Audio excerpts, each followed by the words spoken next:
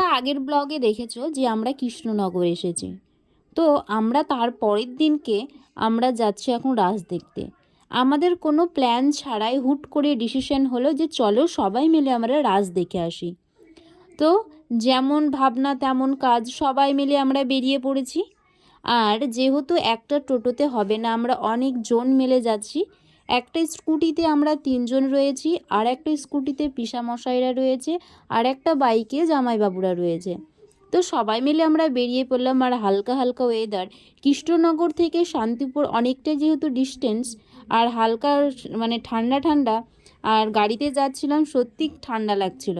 চারিপাশে দেখো প্যান্ডেলের লাইট, প্যান্ডেল দেখে তো চাঁদচমক লাগছে, বেশ ভালো লাগছে। আমাদের ওই সাইডে কি হয়, দুর্গাপুজোতে যেহেতু ধুমধাম হয়, আর এদিকে হচ্ছে শান্তিপুরের দিকে রাস। আমরা ভাবতাম রাস আবার কি। তো চলো আমরা দেখতে যাই বলে আমরা তো বেরিয়ে গেছি। আর এখানে দাঁড়িয়ে আছি, আর দেখো ওই টোটোতে আছে সবাই মিলে, ওই যে বাইকে ওরা আছে। তো ভাবছে দুটো রাস্তা কোনটা দিয়ে গেলে তাড়াতাড়ি হবে আমাদের। দেন তারপরে এই রাস্তাটা চুজ করা হলো। তারপরে আমরা চলে আসলাম। আমরা তো পিছিয়ে গেছি, আর যেহেতু রাস্তা জ্যাম ছিল, টোল ট্যাক্স ছিল একটা, সেখানে আমরা আলাদা হয়ে গেছি। ওরা আগিয়ে চলে গেছে, আমরা পিছনে থেকে গেছি।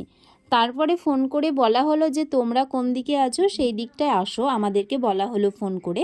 তো আমরা সেই অনুযায়ী যাচ্ছি। আর দেখো চারিপাশে লাইটিং এত সুন্দর লাগছে, কি বলবো তোমাদেরকে, তোমরা দেখলেই বুঝতে পারবে। যতটা ফোনে দেখে ভালো লাগবে না, ততটা সামনাসামনি অসাধারণ।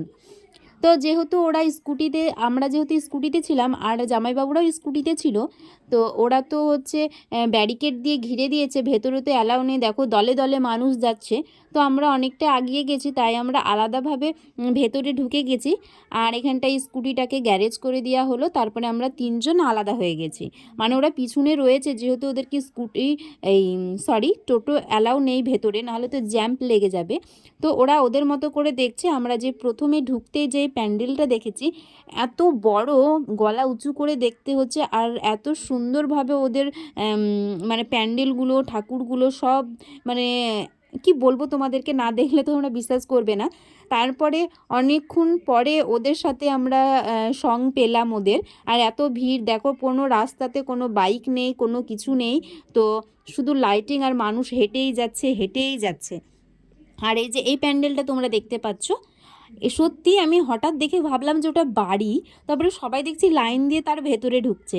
তারপরে ভাবলাম যে ওটা প্যান্ডেল। তারপরে আমরা ভেতরে, ওই প্যান্ডেলের ভেতরে ঢুকিনি, আমরা বাইরে থেকে আমরা ভিডিও ক্যাপচার করে নিলাম যে এটা মানে সুন্দরভাবে, যে প্যান্ডেল তো মনে হচ্ছে না, তোমাদের সাথেও শেয়ার করলাম।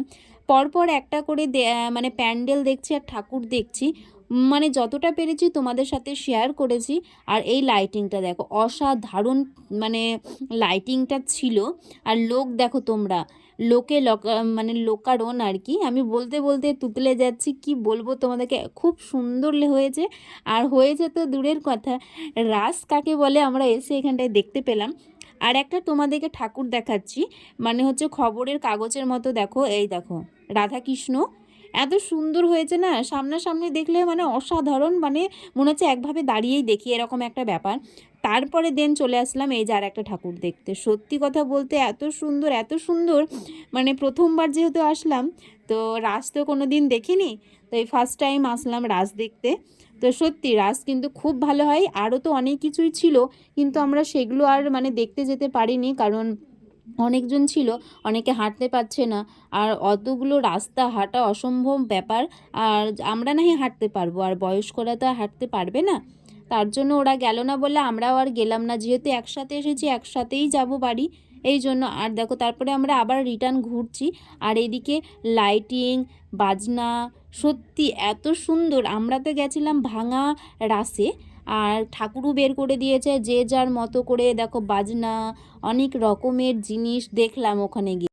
আর এদিকে ঠাকুর বের করেছে, ঠাকুরটা সামনে থেকে দেখছি, ওরে বাপরে কত বড় ঠাকুর। আমাদের এদিকে যেমন দুর্গা ঠাকুর বড় বড় হয়, ওইদিকে কিন্তু এত বড় বড় ঠাকুর।